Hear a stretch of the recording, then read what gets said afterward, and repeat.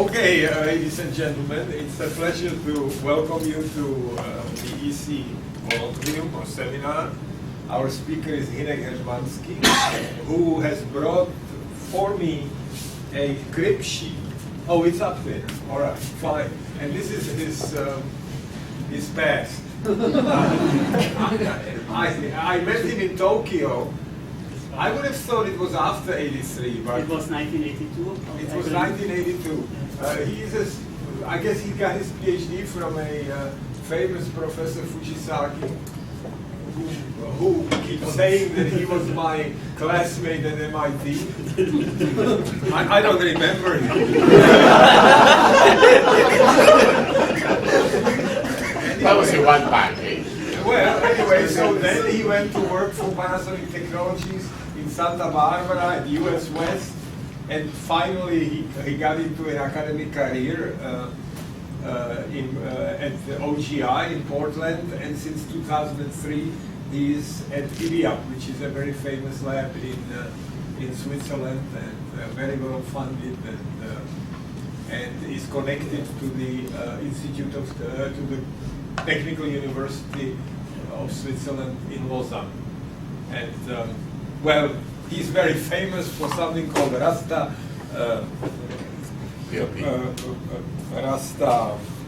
processing, which I think every self-respecting speech organizer uses. Anyway, here is Hynek. Thank you very much. So you have seen the title of my talk. I will give you a history of the title a little bit and why we got into that. But before that, I would like to ask for a favor. I have about 50 slides, which I hope you don't want me to go through all. So you can prevent that by asking questions. And if we get only over first 10 slides, it's fine. It's, as long as we have a good discussion. So I would truly like to encourage the questions as we go.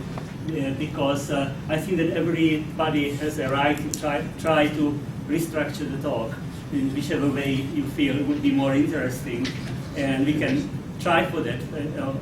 Of course, I may resist, but yes, we'll see how it goes. So the reason for this, you want to know reason for the talk? Yes. Okay. The reason for the talk was that when the departmental secretary was asked me for the title of the talk, I was just walking with Professor Jelinek, and we discussed this topic. I mean, because he was of course telling me, you know, I don't think that you need to build airplanes which flap the wings or cars which walk, because engineering is an engineering, and after all, our task is to take the signal and to get out the message.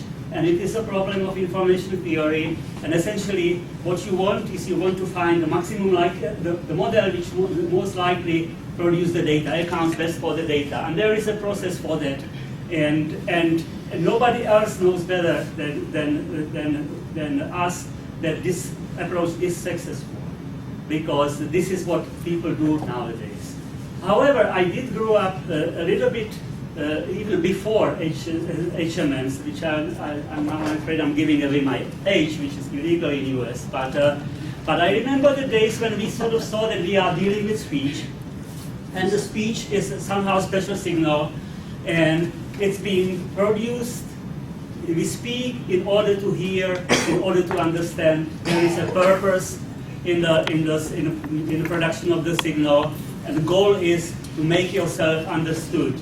So there is a speaker and there is a listener, and just what happened was that we got the signal through the microphone, and this is what we have to deal with. This is what telephone company or agencies give you to work with. But it may be useful to know what is the background. Yes, go ahead. But really, I want to know who that is. Okay, this is Roman Jakobsen, who was a very famous linguist. I think he was a classmate of.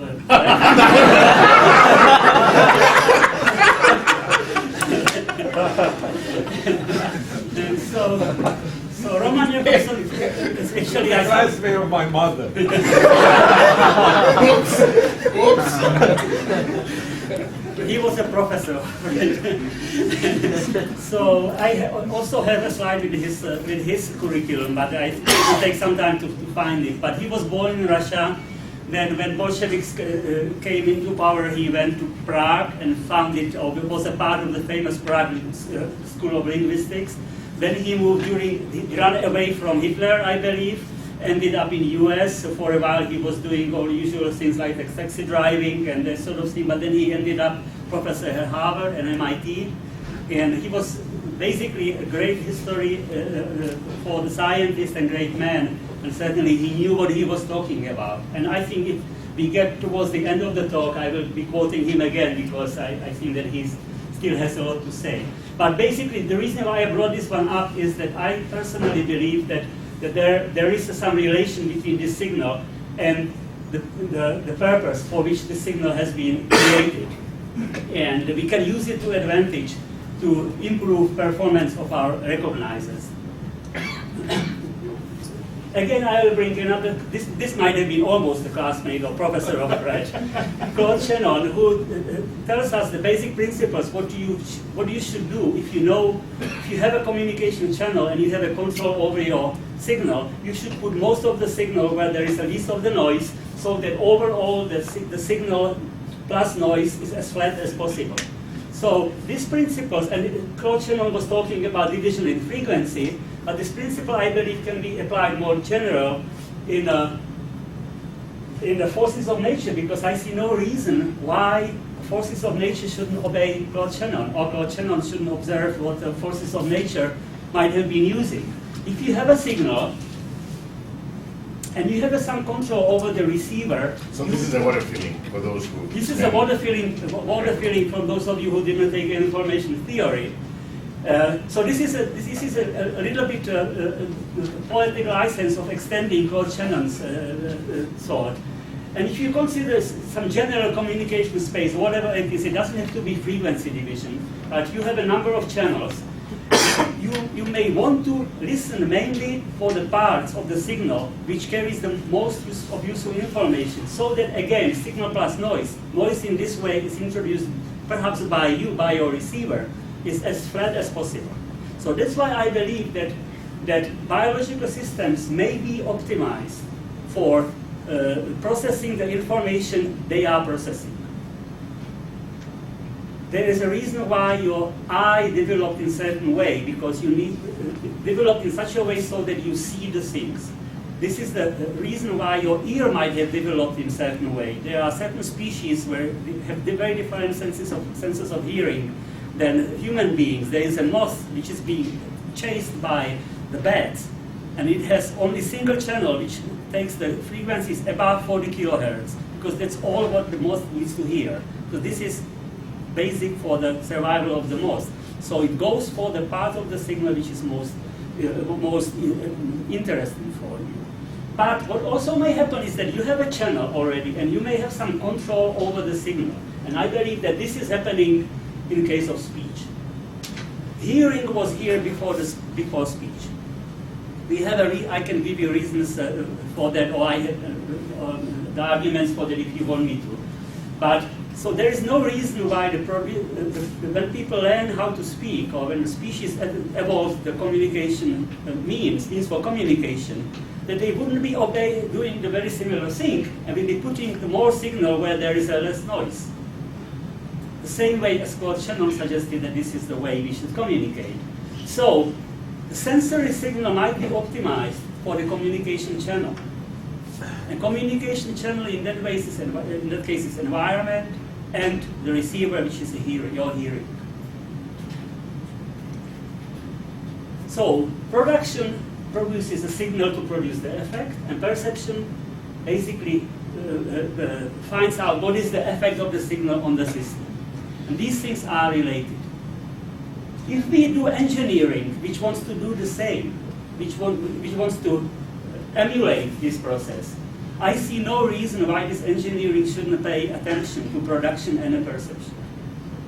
You may always choose not to use it, but if you don't know where the signal came from and where the signal goes, you may be robbing yourself of a certain limiting your search space, research where you do research unnecessarily. You may be looking for the places where you shouldn't be looking. Speech evolved to be perceived, human perception is optimal receiver for speech. This is the thesis of the talk. And we will see that airplanes do not necessarily have to flop the wings, but it helps if airplanes are designed in similar way as the birds, who are heavier than the air and they manage to stay in the air. And if I get to the end of the talk, I will give you some pictures. But as I said, we don't have to get to the end of the talk because we can have a lot of questions. So some principles, we have already said that. Some principles of human information processing may be useful in designing the machines which do so. How the human speech communication work? This is a very simplistic picture. This is still true. This is from Roman Jakobson. There is a speaker, there is a listener. Speaker thinks about the message. That's a year. This is a ear. Yeah, it's not a very good picture. I know. I did it. And this is an ear, yes. Answer to your question is. There is the rest of the face, though, right? This is a nose, and but we won't talk much about the nose. I tell you why not. Mainly for production of speech, which I believe, if you have a choice to work on perception or production, you should work on perception if you want to do speech recognition.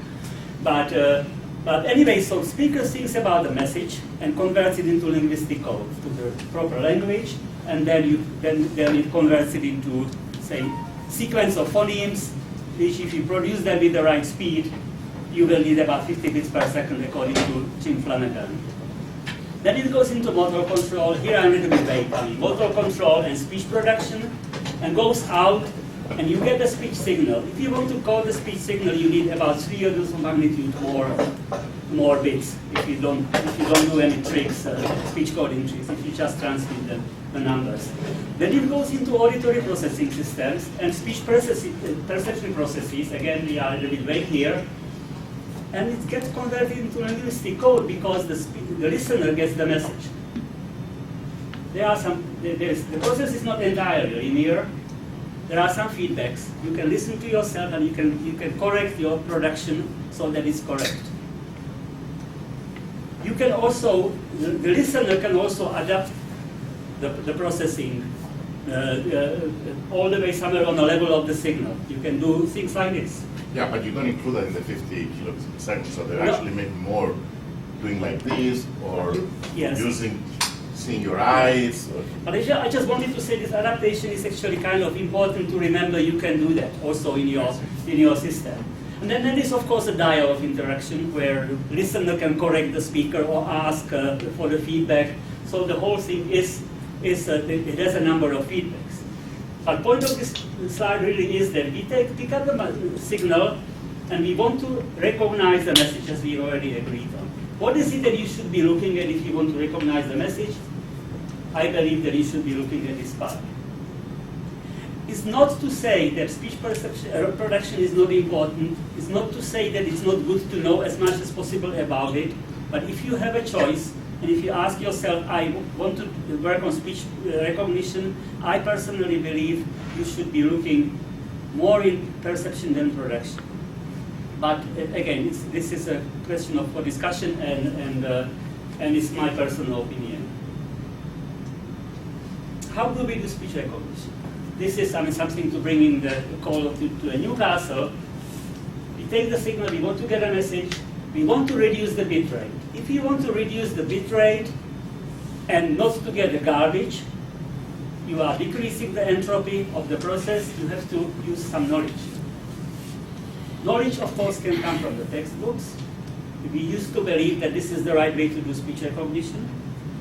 Of course, you have to remember that knowledge into textbooks came from the data, unless you get enlightened from the heavens. Knowledge comes from the data.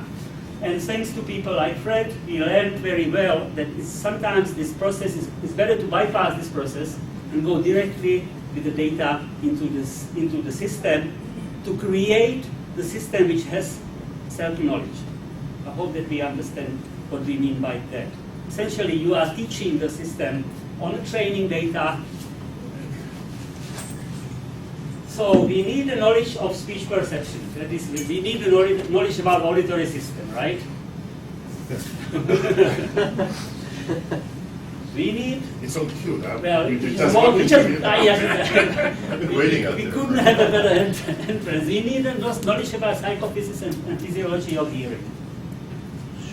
However, so this is a useful piece of knowledge if you are designing speech recognition, and I hope that Eric and everybody listens here because we can certainly take a help, get a help. However, what I also want to argue about is that you can get the knowledge about speech production, speech perception, and physiology of speech, or at least knowledge which is consistent with that, just by optimizing a machine on speech data. This is going to be interesting if I manage to convince you about this. By optimizing machine on a speech data, your machine can end up with the properties which resemble properties of hearing. Means that that Claude Shannon and the nature was right, that the signal was optimized for the properties of the human hearing. If you do optimization on the signal, you may get knowledge about speech perception or auditory perception or speech perception. How do we do speech recognition? Again, this is a really bringing code into Newcastle. We try to find such a model of the speech which best explains the data. You have three problems how to find this model, and this is probably where most of the people spend most of the time, because this is certainly not a trivial thing, and actually it is because the problem is pretty complex. Nobody is typically telling you what the model is, so you have to decide on that, or you would like to design the techniques for working on the model, and if I get to the end of the talk, maybe I'll touch it a little bit, at least briefly, what we are trying to do there. But what I'm mainly interested in, what is the data? Which So, you I use when M includes architecture, which is structure, and yes, parameters. absolutely, Okay. all that, yeah. But because this is, as you know, this is the most general the formulation of the problem, and it goes into many, many details. But I'm interested, what is the X in this model, and that will be most of my talk will be about X. X observations. What are the observations? So when you say X, you mean that not the raw signal, but No. whatever you extract from the Whatever, raw signal. whatever the model is using as X. Okay. In your case, it might be Merkabstrom or PLP. Okay. But I mean, what it should be. But it's right? not data, because the data you often usually Well, refers no. to sample speech. That's what we are starting with. Why not the signal itself? Because that carries all the information. That carries most of the information we can possibly get. But for this, I can tell you, why not 10 different signals? Why not 100? Why not, there's nothing special about this signal. This is a signal which can be used for, it reflects the changes in acoustic pressure. It can be used for reproduction of speech. Basically, it just happens so that if you design the device called the speaker, which moves with the same rhythm, you will reproduce the signal. And of course, a lot of people make a lot of money on this idea, but there is no basic reason why we should be using just this signal. It carries the information which is relevant because we can reconstruct, but it always carries a lot of irrelevant information. That is the problem. Since for sensor, we would like to have a sensor which carries information which is relevant for the task, and which, if possible, doesn't carry information which is irrelevant. Andreas, No, I on thought you this said problem? something. No, I thought you said something wrong. I mean, I thought you said that why we can use it. But I mean, there is. Why don't we start with? Why don't we use the Raw signal as an X? Yeah, I'm saying no because we have to do some processing on it, because it carries information which you don't want. But I mean, we could use it if we had enough data to train models. Yeah, but it would be bad engineering, right? Yeah. Yeah, we could use it, sure. Yeah, it's not for lack of trying. We did try, right?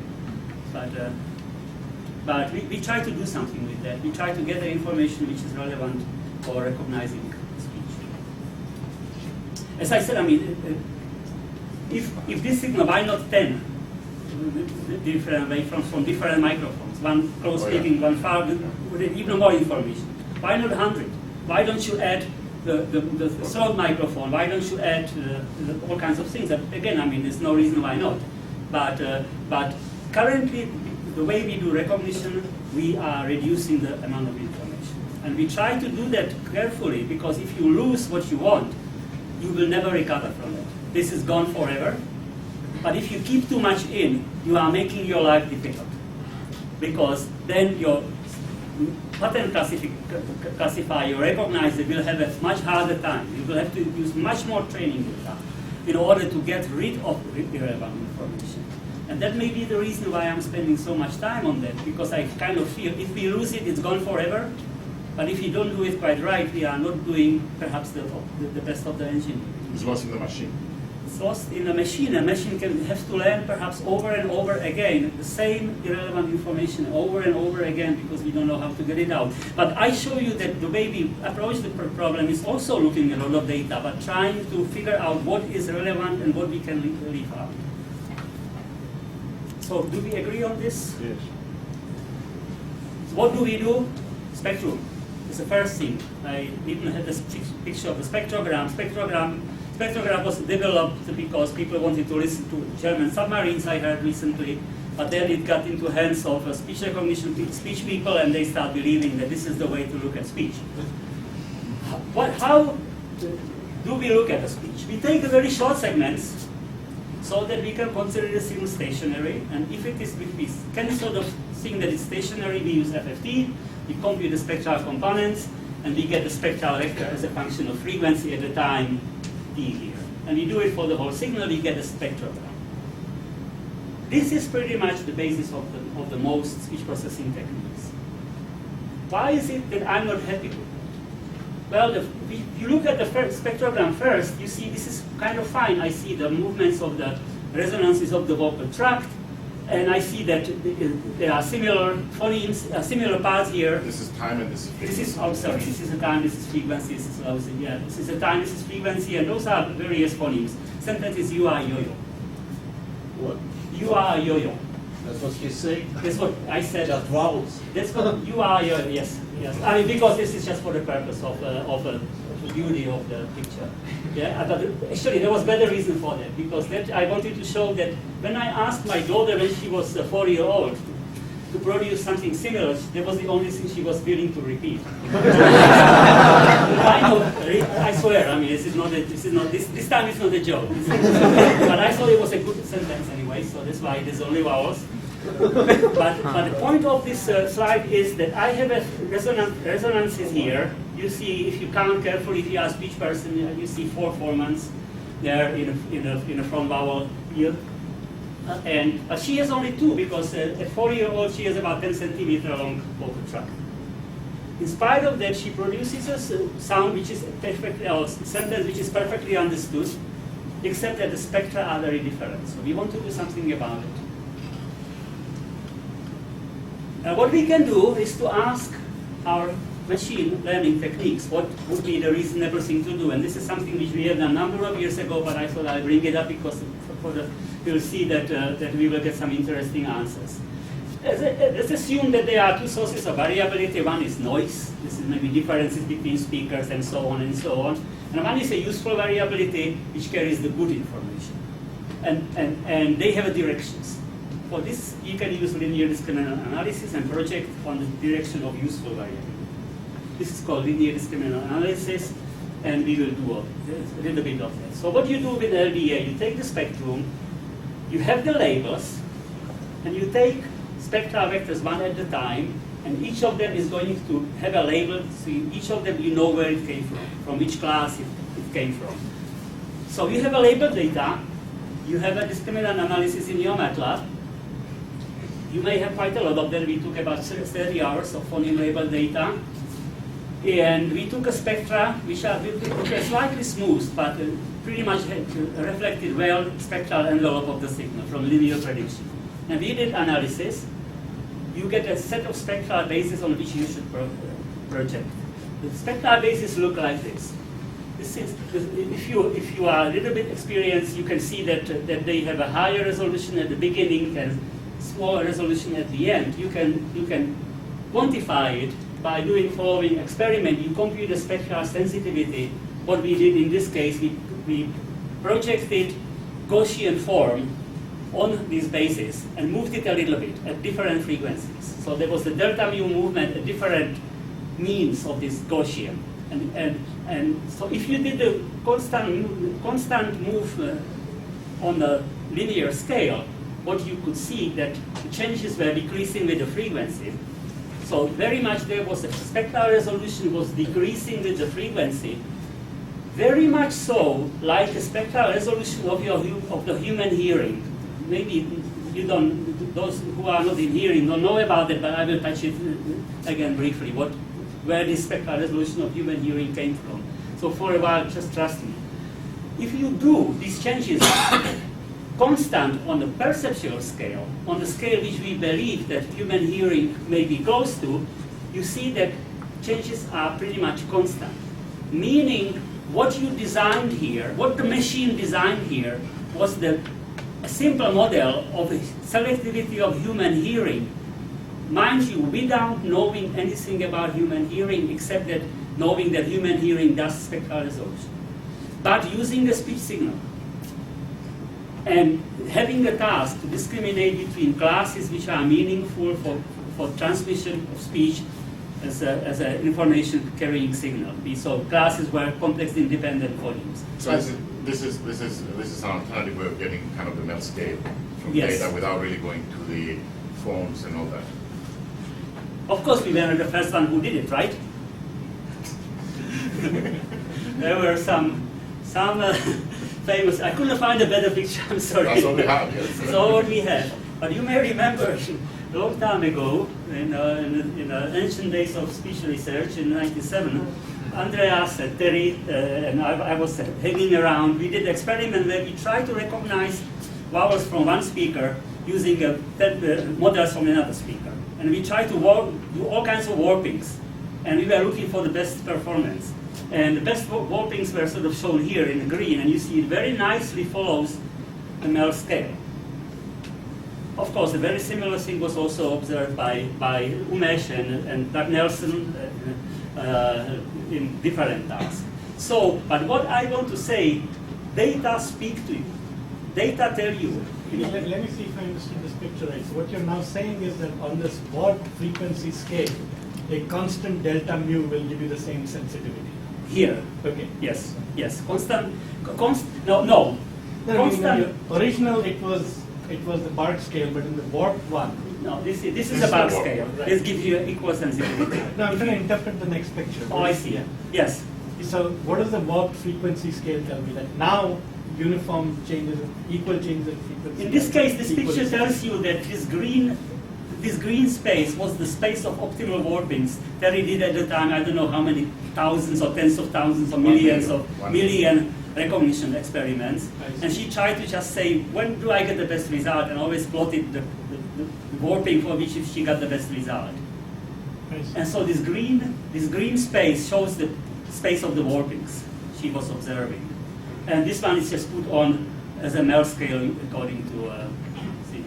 But essentially, if you have to warp the spectrum, you should warp it close to what hearing is doing if you want to recognize speech sounds. I see. That's what it So it says. is optimal not Yeah. for actual recognition tasks. It is. This green space is optimal for recognition Vowel. By a machine. by machine. Yes. Yes. So, sorry, I'm still trying to read what the axes correspond to. If the linear frequency scale is 7, you've got one dimension here. If the linear frequency scale is 7, what does that mean? Does that mean that the variance in the spectrogram is 7? No, if this, I don't know what exactly the scale 7 would be. Well, I don't know either. There would be That's what number I'm- here, right? 7 were number here, so, Yes, so exactly. you would project it here.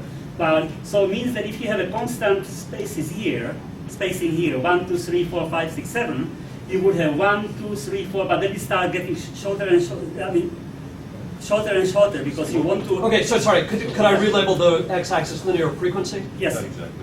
Okay, it's not a measurement of the entire spectrogram. You're saying you map frequencies to frequencies. This is just a mapping of the, Yeah, of the okay. linear scale, frequency scale into null scale. Yeah, okay.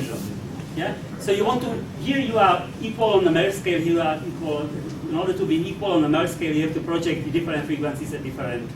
The higher frequencies you have to have a larger intervals. That's right, sorry. Is it so? Nobody likes it, nobody likes it. Yeah, no, we're great. Am I really? Okay, well, so if you do that in speech recognition, you end up with a spectrum which if you do proper modifications, your turns down into pictures which are somehow more similar. Because you did the smoothing, and you did the smoothing in the right way. This is a picture which is sort of chosen to, but indeed, you know why Milena was putting her resonant frequencies into right positions, because what she wanted to create a similar effect on your system, right? So that's what we did. Somebody was saying, I thought you would be talking about PLP. PLP is like that. You take the spectrum and you basically do the auditory modifications approximated by all-point model. Pretty much nowadays in every state-of-the-art recognizer, this representation is. Spectral resolution decreases with the frequency, very important thing. Sensitivity of hearing is lower at low frequencies, so there is equal loudness curve for the average level of about 40 phones. Loudness depends on cubic root of intensity is built into the recognizer, so there is a cubic root compression, and then we smooth it out. This is what PLP is about. But I don't want to dwell on it too much. I want to dwell Can I on make a comment? Sure. So is it fair to say that Hermansky, very long time, had this intuition what he should be doing, and then 10 years later or 15 years later, you want to figure out, wow, you can learn this from the data? Yes. But when initially Hermansky just looked into textbook, or actually swept the floor and picked up one formula for auditory light warping, and there's a little bit more history to that. Cubic root actually is also interesting history, but I can get into that later, because that was even connected to my PhD thesis. Why do I worry? I mean, anymore I don't have to worry. I already made the spectra similar for different speakers. Problem is there's more problems with the spectra. For instance, all you have to do is to just put in you corrupt one spectral band, and your recognizer breaks again, because the recognizer is looking at the whole spectrum, and this significant component introduced there by band-limited noise, such as noise coming from whatever. This one is pretty broad, but you can basically, human beings are quite capable of communicating in presence of the noise, especially if the noise doesn't corrupt the whole spectral space. Machines may have a hard time. Now, let me get a little bit into hearing. So now I'm getting really on the thin ice, but I will try that anyways. How did we learn about the properties or selectivity of human hearing? We learned it by experiments. One of the experiments you can carry out is the experiment of spectral masking. You play the tone at certain frequency. You look what is the level when you start hearing the tone, and then you add the noise, which is centered on this frequency, but it's narrow band. And of course, since you added the noise, you will have to make the sensitivity decrease, whatever, the threshold increases, you have to make the signal louder in order to hear it, because you added the noise. You add more noise, and you have to make a signal yet louder in order to hear it. You increase the noise, suddenly you discover you don't have to make your tone any louder, because basically it doesn't matter how broad the noise is anymore. In the first approximation, this noise doesn't contribute anymore to the detection of the tone. This is experiment first, I believe, carried out by Fletcher, I think, sometimes in 30s, I believe, but many times repeated. It's sort of one of the kind of accepted things So the bandwidth where this happens is called critical bandwidth. And what you notice, the components which are inside the band are treated differently than components which are outside the band. So we assume that this tells us something about spectral resolution of your hearing. That's where the nonlinear scale comes from, because these critical bands are getting broader and broader as you go higher in frequencies. That's how we believe this is one of the pieces of evidence for nonlinear resolution.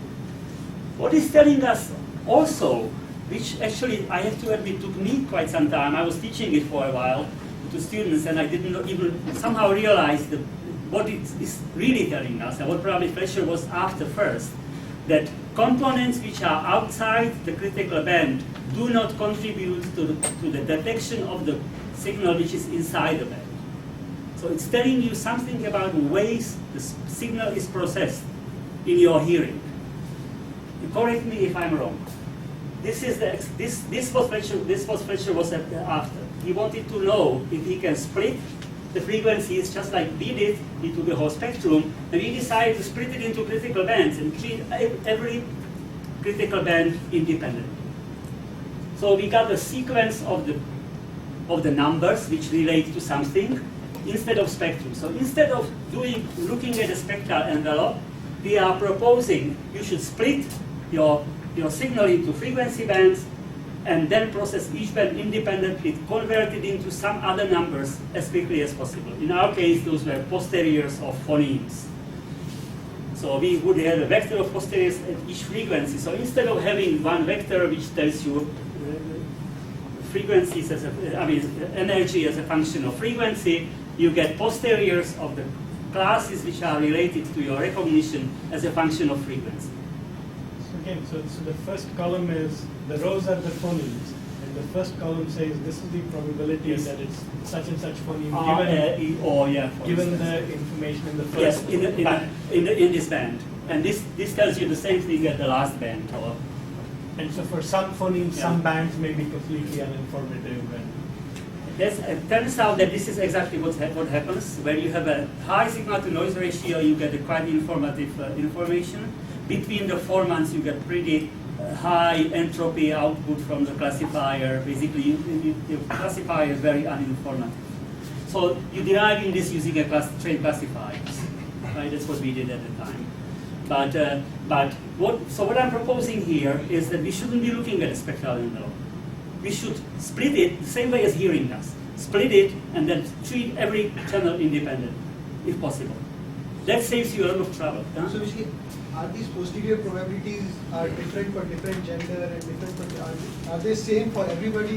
Well, it depends how you train your classifier.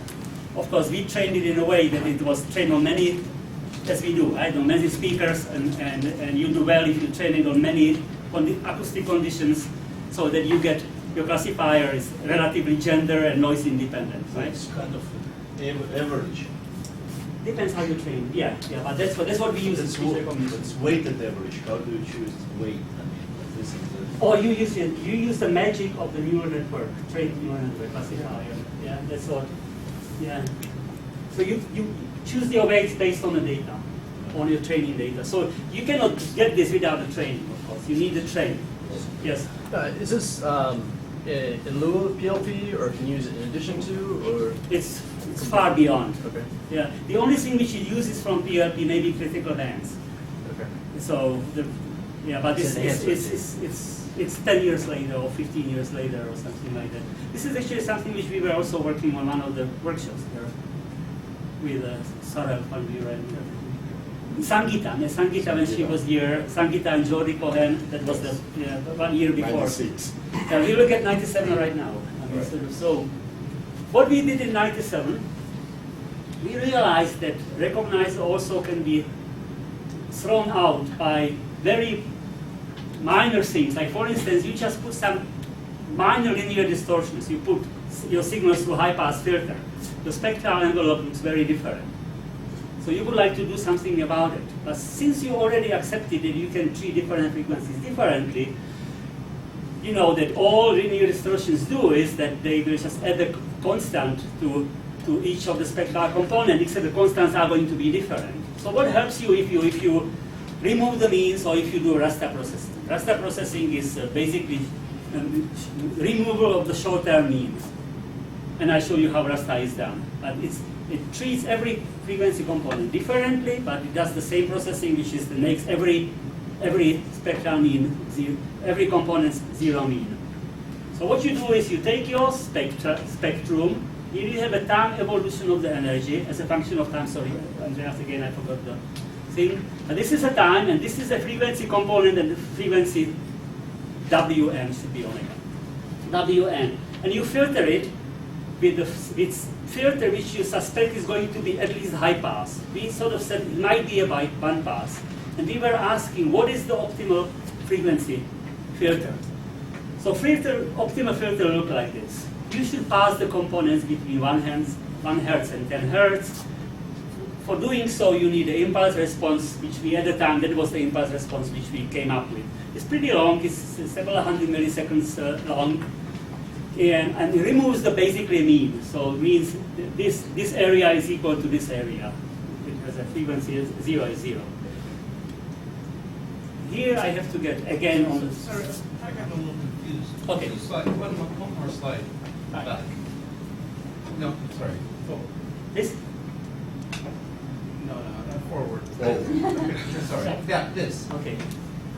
What you taking there is a slice of frequency as a function of time, Slice of, yes, and you're filtering that. yes, Temporary. yes. So you treat it as a time sequence, as a time domain signal, and you put a filter on it. And do you do this for all frequencies? Yes. Is it the same filter? And the ends up yes. Answer is yes. And I tell you why this is so. We use the same filter for all frequencies, and we had some doubts that it was the right thing to do, but I show you experiment which told us that, again, in the first approximation is what you want to do. Because this filter, what this filter is doing is filtering, keeping the components which are related to the movements of your vocal tract, and filtering out things which would reflect the things which do not change at all, or which change too fast. So essentially, it keeps only the dominant components which carry the information about the speech signal, and information is dynamic. In this case, if I just say ah all the time, this is not interesting. This is not speech. Speech is what I'm saying now. Changes, dominant components are somewhere around here, and again, I'll show you later some evidence. So we get there. Yes, but this is what we do. It's just a one-pass filter, the temporal trajectories. This is the filter. What is interesting about this filter? This is a very simple model of neural processing. We don't have to go into details. All you want to know is that there are impulses there. And if you start picking up impulses at the right level, like auditory cortex, it may mean something what your auditory cortex would like to hear. Because what you can do is you can assume that this system is a cascade of linear and nonlinear part, and you can get information on a linear part by picking up always the part of the signal before the pulse, and keeping it, and putting it all into box, and then taking the average. What you end up with, you end up with the profile which your particular neuron likes, the linear part of the stimulus which your particular neuron likes. This is called reverse correlation technique, and it's pretty much used for past 15 or 20 years. So you just play in the signals. You can even play white noise if your system is sensitive to that, but people play some signals which are more interesting. You pick up always the part before the spike. These are the moments when there is a spike, and you take the average of all these intervals before the spike. And you say, now I know, after I do that, now I know what my neuron, which I managed to hit, which is giving me the spikes, likes. And a friend of ours, Shihab Sharma, does a lot of that, and he had a student, so you end up with these receptive fields, and this is the one which came from Shihab, I believe. So what you can see, these receptive fields can be quite long, are sort of frequency limited, yeah? Typically, not all of them. I mean, Shihab always says, well, you can find, whatever you want me to find, I will find it in the cortex. So that bothers me a little bit. So once I cornered his former student, David Klein, and I told him, David, okay, you can get everything you want, but tell me what you get most of the time. So he collected about 180 of these receptive fields and computed the principal components along the temporal axis. And he brought me this shape. Those are the components which account for about more than 80% of variance. What is very interesting, this component looks very much like the filter we ended up with in raster. And I swear I saw that David did it just to humor me. But he swears not. This is what you asked me to do, this is what I did. So this is This is what the receptive fields were doing in time domain. This is what we were doing in speech recognition. Of course, I knew nothing about receptive fields when we came up with raster, I have to admit. Back up a couple of slides, I want to understand something. Yeah, no, the one. Oh, this one. One more forward. Forward. Oh. Okay, so you picked a particular neuron, and every time it fired, you took a piece of the actual acoustic signal that came before it. Yes. And so now you're again doing the same thing. You're taking a short-term frequency, a short-term spectrum at a particular time. But you have a signal, right?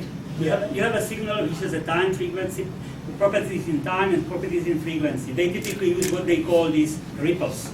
They move in frequency and they change in time. Okay. You know, so they have a, the reason why I'm showing you a two-dimensional picture already is that the signal was designed in such a way that you can actually end up with a two-dimensional receptive field. Okay. No, so what I'm thinking is, of course, time now, 0 to 250 milliseconds, I suppose, should be read backwards, just before the impulse. If there was some signal at that frequency at that time, then this neuron would trigger. This, in principle, represents the signal which happened before the spike. Okay, so this is the time frequency timing Yeah. of that signal. Yes. And it tells you all about, about it. Yeah? So the dark area around 100 milliseconds, is that like where This is we don't hear anything? It's inhibition. like Inhibition. inhibition? Yeah, and light is excitatory. So you can see what. So this particular neuron, so whatever that middle frequency, let's say it's whatever, 3 kilohertz. Yeah. So at about 3 kilohertz and about 10 milliseconds About after that tone, this neuron fired. Oh yeah, maybe I don't know about these delays. You know, I don't know about absolute delays. How often? And actually, we have discussions about it. I even suspect that these things might be not non-causal. But she has basically set it up in such a way that it's There is causal. delay, yeah, it's Or not- something, you know. It So shows causal, but it's not causal. yeah, it may be non-causal. You think it might be non? Yeah, I hope. I would like to see it non-causal. Non-causal. The arbitrary delays. Yeah. But so do they see the same shape across all frequencies? No. Okay. They say I show you later how they look. We'll get into that. I don't remember. Anyways, so we thought we will do the same. We will ask the same question to answer your question. Are these filters all the same, and was it only accidental and that sort of thing? So we had this LDA, we had the data. So this time we took the frequency evolution of the spectrum along the time, and we labeled each vector with by the phoneme which is in the center. So each vector covers about 15 or whatever, it's 1 second long. So you assume that the neuron will fire every time you're in a U and you look at the thing. Forget about neurons for a second. Okay. We just want to derive the filters. Okay. The purpose of this slide before was just to show that receptive fields have very similar temporal properties of our filters. Right now we are still with the filters. Okay. And we'll, What determines a time step? How do you decide to use whatever 10 is it, 10 milliseconds or something like that? What is friend of mine says because we have 10 minutes. But actually, Ben Bolt, who came up, was one of the old people in a speech coding. He said, "Well, we tried 5 and it wasn't making any difference, and then we tried 15 and it was worse." I swear. Yeah, but perfect, we explode. That's how most things go. Yeah. So, but it is related. It is related to. It's probably slightly oversampled representation which you need for representing movements of the vocal tract.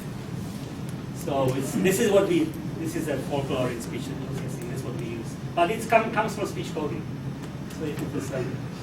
But we don't have to do that. If we have a time, I can show you the techniques, signal processing techniques, which totally bypass this frame by frame processing. Yeah, I just thought you could gain something. You can, If you make it can flexible. if you need it, but I'm not sure. But you know, of course, we tried shorter and faster, but at least for us, it was. So if I would do final element analysis, the separate elements always adjust for them.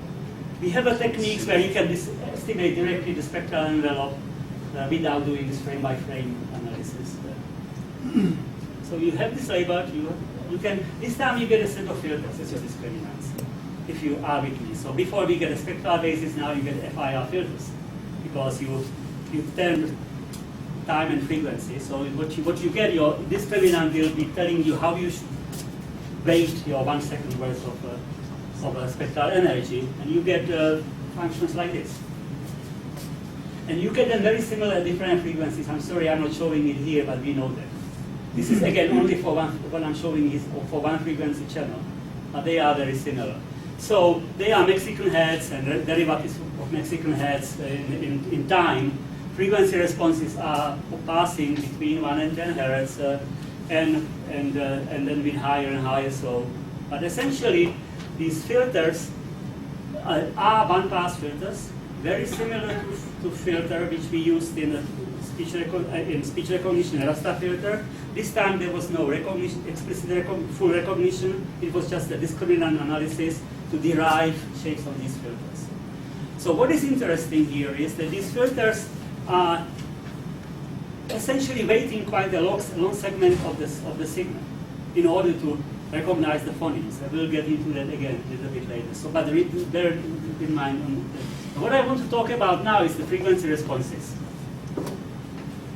So this is a frequency response, typical frequency response of the filter derived by discriminant analysis or derived by optimizing the performance of the recognizer.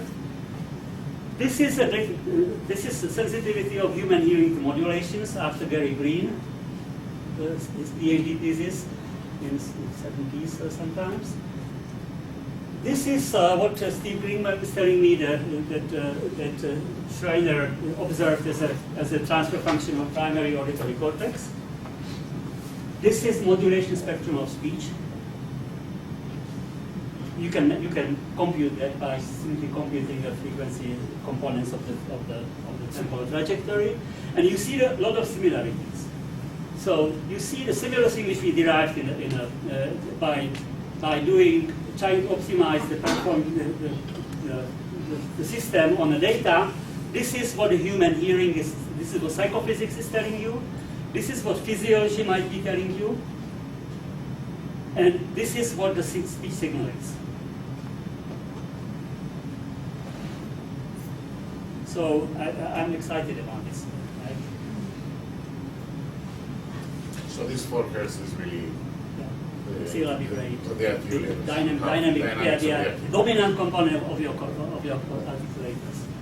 So, but the reason for that is because that's where your hearing is most sensitive. Because, for instance, if you're a violinist, if he does vibrato, he does somewhere around, or she does also somewhere around 4-6 hertz. This is the best rhythm. That's what your hearing, is your perceptual system likes. So there is no accident. And of course, the reason for speech production having this rhythm is that because it's controlled by the same cortex, the same thing. Yeah? So there is a reason, of course. But so why such a long segments? Why is it that our analysis wants to look not now, not at 10 milliseconds? Why does it want to look at half second? Well, because there is such a thing like a co-articulation. I didn't talk about this problem. So co-articulation, instead of getting a sequence of sounds like this, beautiful sequence of sounds like this, what you get actually is pretty much mixed all together, because you have to get into the sound, you have to get out of the sound, and things get mixed with each other. That's the reason for use to speech recognition, why we use context-dependent phonemes, because they are co-articulated with other phonemes, and we have to deal with that somehow. Hearing can handle it reasonably well. Why? Because it looks at the whole co-articulation pattern and is quite, I believe, capable of extracting information about the underlying phonemes from this co-articulation pattern. So this long time interval is kind of key. We try to make it shorter, things do not work that well. You need this. We were paid for making it shorter, and we try to get it. Try to get a standard on speech coding, speech recognition in ETSI, because there was a limit on algorithmic delay. Things don't work that well. Basically, you need this length in order to get the information about it, if you care for this. So, shortened features may not be the best thing to look at. It's a little bit like looking at this picture and trying to figure out what's going on. Because 10 milliseconds don't tell you much about dynamics of the sound. What you need something which is a little bit longer. Oops, effect is gone. If you look at the longer segment, here this is kind of a little bit like a joke, but I'm basically looking at a sequence of video frames. But the same thing imagine that is happening here. If you look at over the whole dynamics, which carries information about the phoneme, then you gain the possibility to get the phoneme out. And you may gain the capability of dealing with coarticulation. Agree with me or not, but that's what I meant. So what are these little balls? Okay, good question. Fred woke up, right? Okay, so these little balls are joke. This is the real thing. This is a spectrum derived from 10 milliseconds of the signal. And I say, well, if you see just the spectrum, you may see information there, but you don't see the whole picture. Because this picture really carries information about the guy walking, but you see it only if you look at the longer sequence. Oh, it's a person walking? It's a person.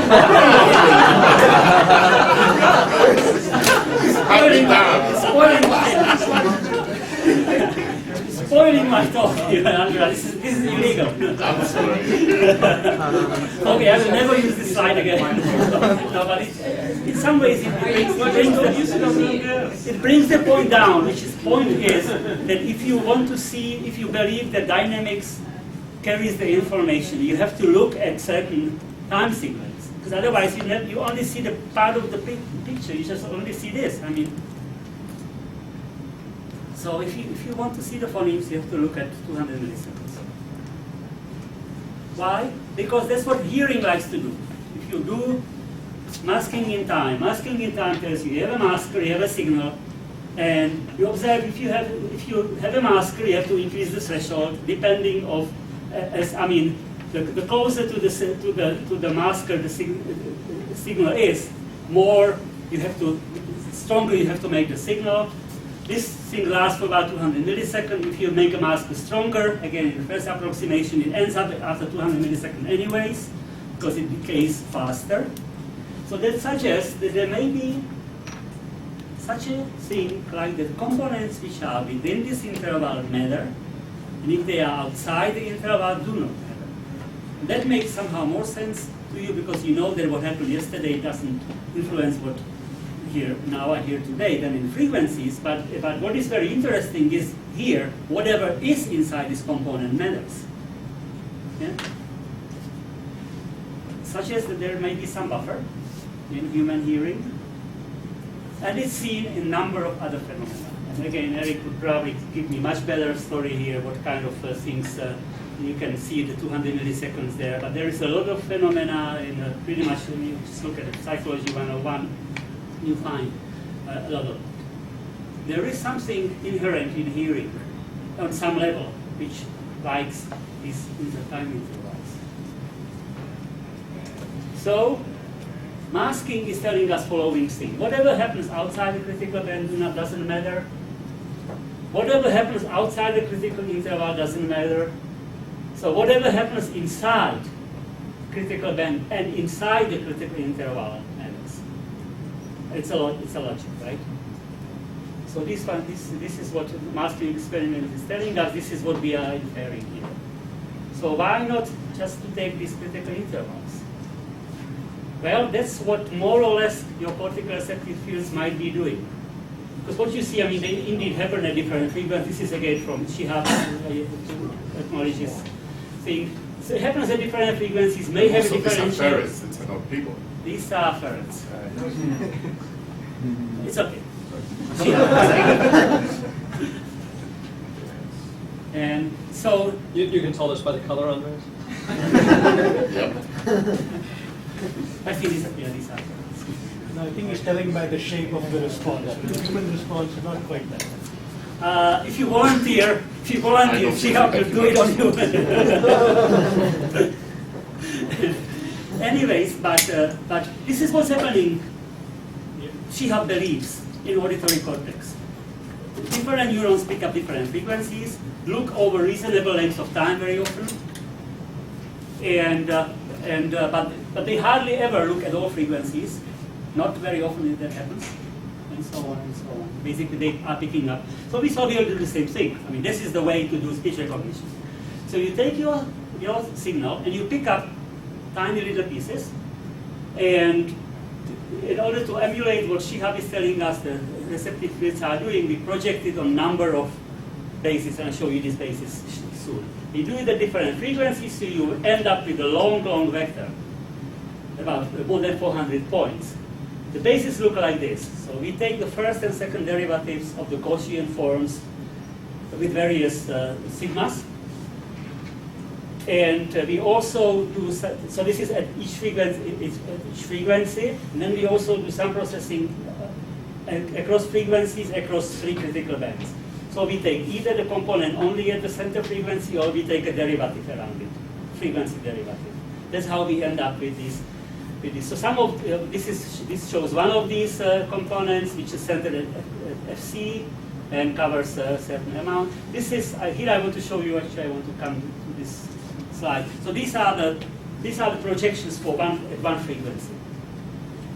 Frequency FC somewhere in the center, but you do it at all 14 frequencies. So you see what is happening is that you get the different temporal resolutions, anywhere between 20, 30 milliseconds up to almost 1 second, and you get it, and you get the different components out of that by taking first and second derivatives and derivatives of frequency. So you end up 448 numbers at 10 milliseconds. So we didn't much follow our initial diction, which is reduce the bit rate, reduce the bit rate, reduce the bit rate, because we had 100 points of this multiplied by 14, so we had 1,400, and now we are still having 448.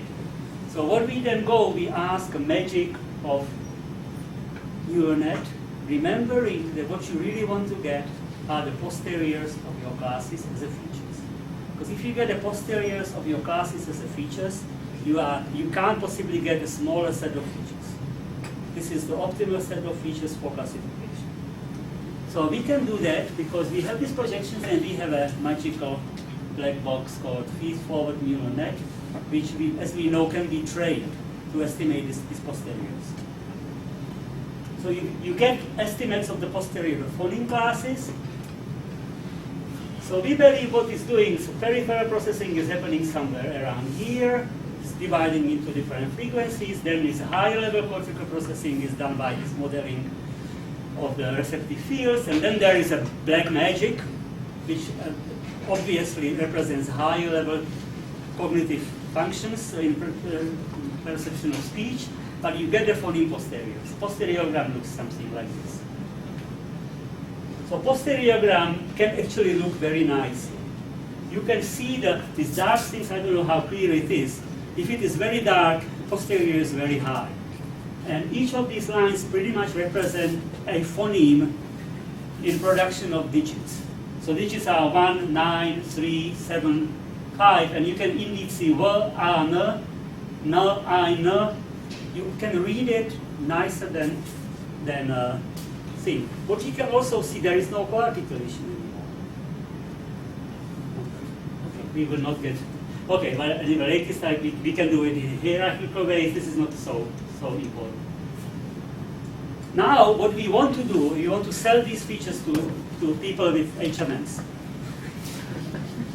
How do we do that? Because HMM actually likes things which are not distributed like this, not uncorrelated like that.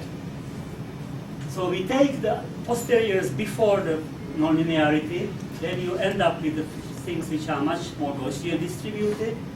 In return, you don't get it very correlated, it's even much worse, but you can of course do principal component projection, which you get even more Gaussian and uncorrelated. And these are the features which we are passing on our friends in speech recognition. So this is this tandem thing which we work on for past a number of years, and it's still under development, using quite a lot. Here are some results, just to give you some results. You see that it can work better, the MRASTA can work better than standard raster, but where it really shines is when you get a non-linear distortion, linear distortions. Because your PLP breaks because it's based on short-term spectrum. But MRASTA, I didn't mention that explicitly, but each of these projections has a zero mean. So it removes the means. It's insensitive to changing the mean. So that's why it holds like a rock in presence of these linear distortions. I think it would be very appropriate to jump all these things because I expected that. This is actually something which we obviously talked about before already, but I want to at least come to a conclusion. But now you should answer yourself. And some of you might have seen this slide. I used it some 10 years ago, then I took it out, but I sort of thought I'd bring it up again since I believe the current technology is okay, it flies, but it takes a lot of effort to keep it in the air. So we may be doing something wrong.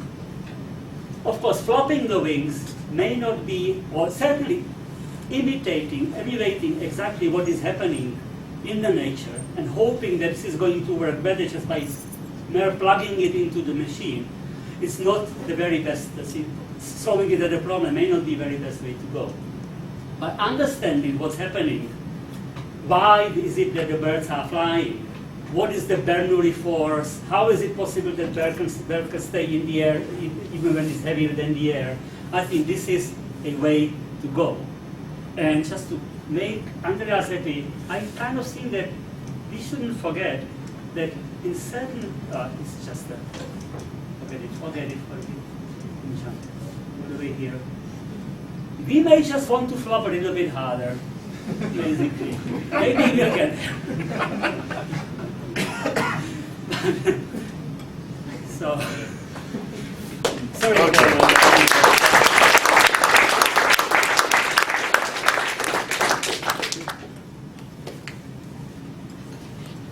In perceptual experiments with stop consonants, the very fast features are helpful, the bursts and so on. But you're saying that they don't necessarily help. Not so well, you know, in a big picture of the whole thing. I think that components above like 15, 16 hertz, I don't think that they are very important. Because what is important in the perception of stop consonant, I believe, is the co-articulation pattern following vowel. You cannot produce stop consonant without the vowel. So it's all redundant, and the second is louder anyway. I think that the information about the stop consonant is carried in the surrounding vowels. I don't know which experiments you might be referring to, where you need the very high temporal resolution. No, not that you need, it's just that it helps. Well, it's all there, right? It's all there, and there is now. You may follow what people in Oldenburg are doing. Is they postulate the bands in modulation frequencies. Different bands are important for different things.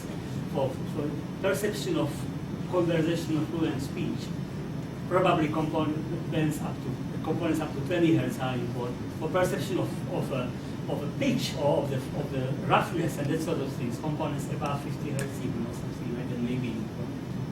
And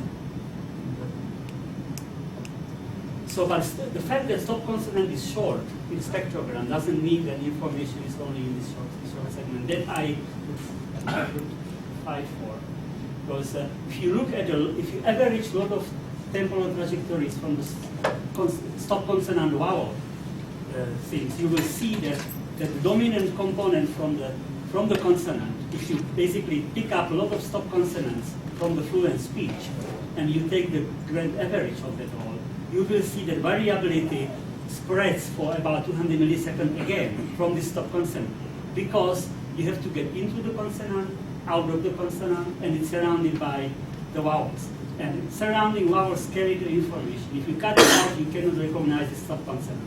I can guarantee you this. if you just cut this short stop, everything will sound like code. I mean, it's pretty much unavoidable. Because in order to recognize the stop consonant, you will need this vowel. So information is in the vowel. Yeah. Yeah, okay. Sorry, I thought someone else was raising this. So let me ask a very simple question. Can you go back to the slide where you had hello world with a bunch of overlapping Gaussians?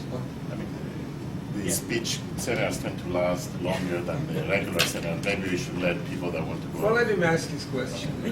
Which slide? Hello world with a lot of overlapping Gaussians. Oh, qualification.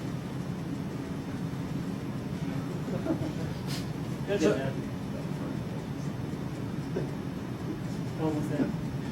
Yeah, there we go. Okay. So, of course, this is a model of production, which you said you didn't think was the place to focus. But suppose production actually did look like this. Okay. In that case, what I take away from this picture is the idea of classifying phonemes individually based on some wide context features is doomed to failure. No.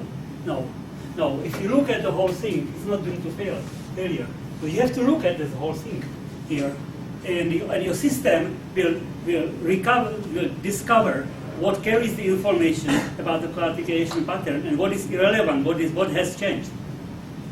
Well, so the way you've drawn the picture, there are lots of different O's. So if you had lots of O's, if you had O split up into lots of different quin phones, then I might believe that it's possible to do classification locally. But I wonder, do you really want to try to discover that that's blue when there's so much overlap with blue throughout the window that you're looking at and even at the center? Jason, that's what we do. Yeah, okay. That's what we do. We look at 1 second and we try to classify what's happening in center. And how well we can do it, you see from the posterior. Right, and so you're just saying as a matter of experimental fact, this works? Yeah, well, it's a matter of common sense to some extent too. You have to get into the sound, out of the sound, and you pretty much follow very similar pattern for each sound. So you have in your head, you have a way to get in, you have a way to get out, but of course things get mixed. But your classifier, which may as well happen in your brain, is capable of discovering the invariant. So you're saying you can do this without explicitly classifying the adjacent phonemes? Yeah. Do you think? So the real question is this: Do you think that when you build a classifier, a neural net, or something else that detects the O, do you think that in its hidden states, it's implicitly classifying the surrounding phonemes? It's at its output it classifies, not in the hidden unit. At its output it classifies. This is what out from your classifier. Maybe I should say your answer, what I understood differently, that it doesn't implicitly classify them. It figures out what to take from the periphery to clean up. Yeah, to clean. No, I understand. But it doesn't matter what the peripheral phone was. But here's an experiment that you could do. So you could say, look at the hidden layer, and see if, based on the information in the hidden layer, you could build a classifier that would extract the values of the adjacent phonemes. In other words, is the information there? Is what your classifier is doing something like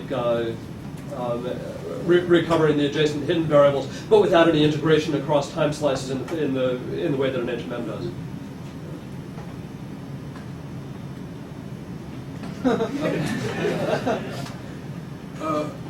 I see Fred wants to call us. No, I don't want to do anything. Professor Andreu thinks that you guys are all being tortured and should be released. No, those who want to be released can be released. Yes. How many of you would like to ask a question? Well, then there is no problem. Oh, is that? Yeah. Okay, we'll ask you first. So it seems to me like you do first something like the FFT where you make you get into really small time bits like 10 milliseconds, and then you do something after that to fix the fact that you actually care about things that are longer, like 100 to 200 milliseconds. Why not start with something that cares about that kind of time frame, like for instance the output of auditory nerve fibers or some kind of wavelet thing or something else? Well, that's a part which I took out, but it's there. You can do that.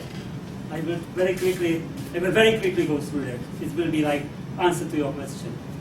Because I have to, for this I have to slideshow. Everybody is free to leave. So what you can do is that you don't have to do this frame stuff. You can go directly, by magic of signal processing, you can actually go directly, take the long segment, and estimate all pole trajectories of the spectral envelopes directly. How you do that is the following way. Just like you estimate in conventional LPC, you estimate the spectral envelope. If you do LPC on a discrete cosine transform of your signal, you get estimate of the Hilbert envelope. And that helps you then, and then you can cut your DCT into pieces, because this part represents low frequencies, this part represents high frequencies. You can do your unequal spectral resolution. Basically, all the magic of the spectral processing is done on this DCT, and you end up with a spectrogram which looks like this. Instead of being put together this way, it's being putting together this way, and you can indeed get finer details of the spectral temporal structure just by choice of the order of the all-pole model, which you use for approximating this Hilbert envelope. You can do that. We are working on it because we are sort of aware that maybe we don't have to do this 10 milliseconds thing, but you can see this 10 milliseconds thing like a trajectory sampled at 100 Hertz. And if you believe that this is what Nyquist basically requests you, asks you to do, this is fine enough. But somehow I agree with you that there is not. It's a little bit going around. I mean, it's like sort of you sweep the floor, get techniques which you have around, and use them for what you want to do, which engineers very often do in their lives. But answer is we are working on it. It's been just a PhD thesis at Prague. I can point you to this. Just came out. Okay, well, thank you very much.